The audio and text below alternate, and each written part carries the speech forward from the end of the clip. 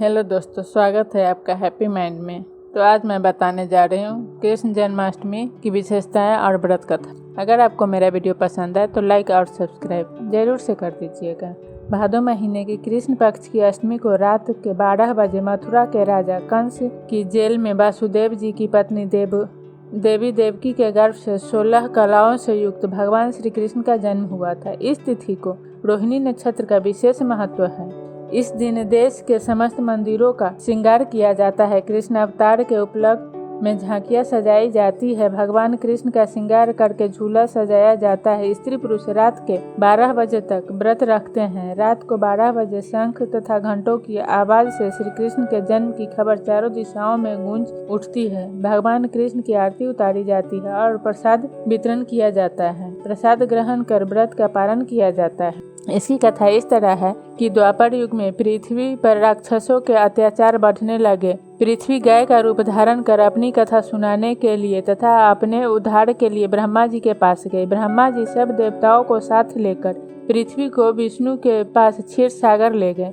उस समय भगवान विष्णु अनंत शैया पर शयन कर रहे थे। स्तुति करने पर भगवान की निद्रा भंग हो गई। इसके पश्चात देवता ब्रज मंडल में आकर यदुकुल में नंद यशोदा तथा गोप गोपियों के रूप में पैदा हुए। द्वापर युग के अंत में मथुरा में उग्रसेन राजा राज करते थे। उग्रसेन के पुत्र का नाम कंस था। कंस ने उग्रसेन को बलपूर्वक सिंहासन से उतारकर जेल में डाल दिया और स्वयं राजा बन गया। कंस की बहन देवकी का विवाह यादव कुल में वासुदेव के साथ हो गया।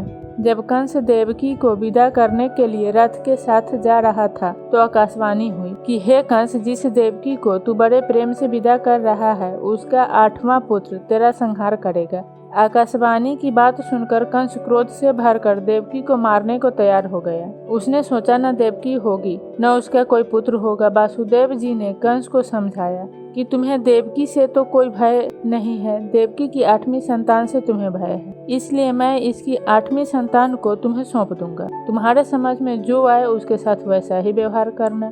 कंस ने वासुदेव जी की बात स्वीकार कर ली और वासुदेव देवकी को कारागार में बंद कर दिया। तत्काल नारद जी वहां आ पहुंचे और कंस से बोले कि यह कैसे पता चलेगा कि 8वां गर्भ कौन सा है? गिनती प्रथम से या अंतिम गर्भ से शुरू होगी। कंस ने नारद जी के परामर्श पर देवकी के गर्भ से उत्पन्न होने वाले समस्त बालकों को मारने का निश्चय कर लिया। इस प्रकार एक एक करके कंस ने देवकी के 7 बालकों को निर्दयता पूर्वक मार डाला। भादो महीने की कृष्ण पक्ष की अष्टमी को रोहिणी नक्षत्र में श्री कृष्ण का जन्म हुआ। उनके जन्म लेते ही जेल की कोठरी में प्रकाश फैल गया। वासुदेव देवकी के सामने शंख चक्र गदा एवं पद्मधारी चतुर्भुज भगवान ने अपना रूप प्रकट कर कहा, अब मैं बालक का रूप धारण करता हूँ। तुम मुझे तत्काल गोकुल में नंद के यहाँ पहुँचा दो और उनकी अभी अभी जन्मी कन्या को लाकर कंस को सौंप दो। तत्काल वासुदेव जी की हथकड़ियाँ खुल गई। दरवाजे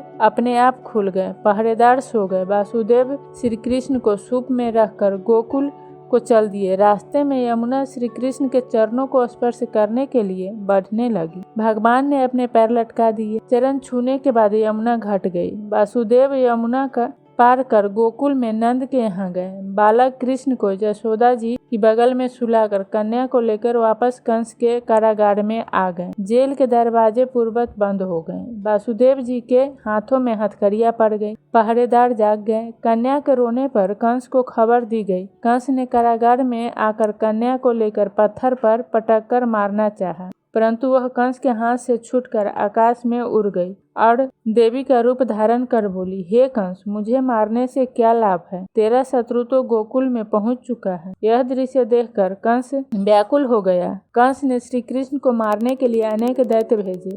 श्री कृष्ण ने अपनी अलौकिक माया से सारे दैत्यों को मार डाला। बड़े होने पर कंस को मारकर उग्रसेन को राजगद्दी पर बैठाया। श्री कृष्ण की पुण्य जन्म तिथि को तभी से सारे देश में बड़े हर्षोल्लास से मनाया जाता है। जय श्री कृष्ण।